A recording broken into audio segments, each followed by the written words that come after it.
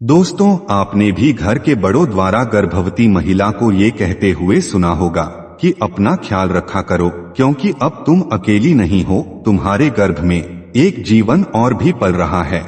अगर इस बात पर ध्यान दें तो आपको एहसास होगा कि गर्भवती महिला के शरीर में दो आत्माएं रहती हैं। दोस्तों, मानव शरीर में आत्मा या प्राण शक्ति कैसे प्रवेश करती है, इस प्रश्न का उत्तर हमें गरुड़ पुराण में मिलता है। आइए जानते हैं कि आत्मा शरीर में कैसे प्रवेश करती है और इसको लेकर गरुड़ पुराण में क्या लिखा है।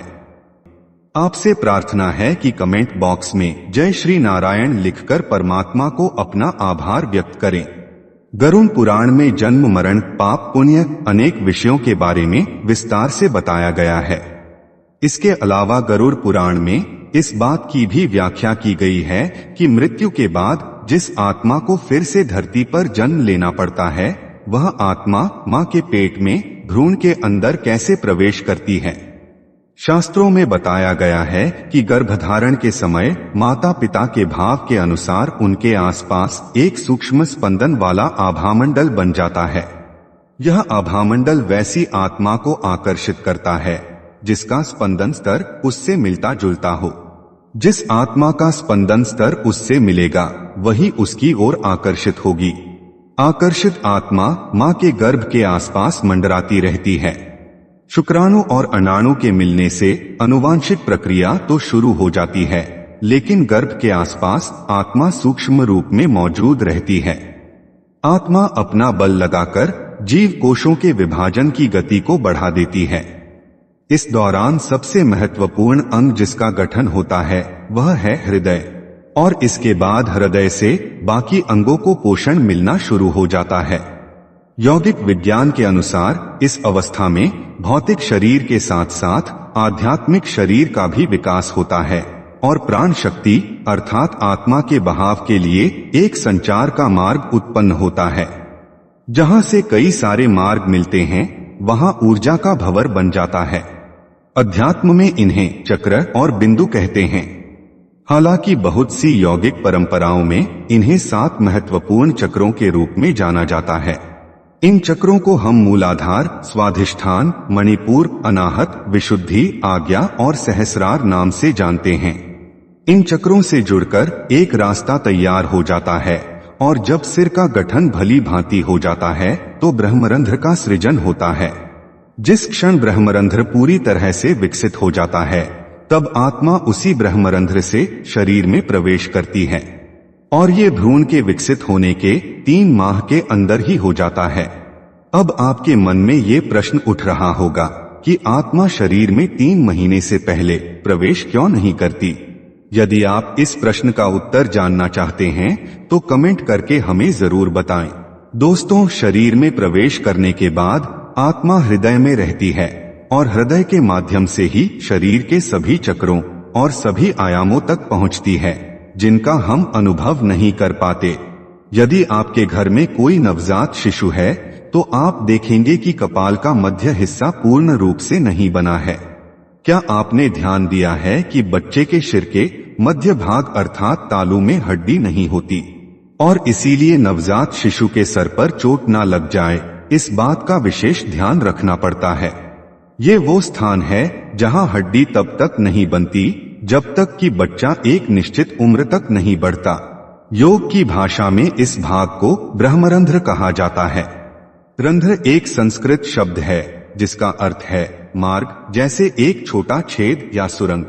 यह शरीर का वह स्थान होता है जिसके माध्यम से आत्मा भ्रूण में आती है। भ्रूण में प्रवेश करने के बाद आत्मा कुछ समय तक यह जानने का प्रयास करती है कि वह शरीर उसके लिए उपयुक्त है या नहीं। यदि शरीर उपयुक्त होता है तो आत्मा शरीर में स्थायी रूप से रुक जाती है, लेकिन यदि शरीर उपयुक्त नहीं होता है तो आत्मा ठीक उसी मार्ग से वापस निकल जाती है जिस मार्ग से शरीर में प्रवेश करती है। आपने भी एक गर्भवती महिला को मृत शिशु को जन्म देने की बात सुनी होगी। ऐसा इसलिए होता है क्योंकि आत्मा को गर्भ में पल रहे बच्चे का शरीर उपयुक्त नहीं लगा और ब्रह्मरंध्र के बंद होने से पहले आत्मा भ्रूण के शरीर से ब्रह्मरंध्र से होते हुए वापस निकल जाती है। यही कारण है कि भारतीय संस्कृति में एक गर्भवती महिला के चारों ओर एक अलग तरह का वातावरण बनाए रखने के लिए कई सावधानियां बरती जाती हैं। हम आजकल यह सब खोते जा रहे हैं। हमारी संस्कृति में ये सब इसलिए किया जाता है कि जो आपके गर्भ में आता है वो आप दोनों से कहीं बेहतर हो। इसलिए गर्भवती महिला को एक सकारात्मक ऊर्जा के वातावरण में रखने का प्रयास किया जाता है।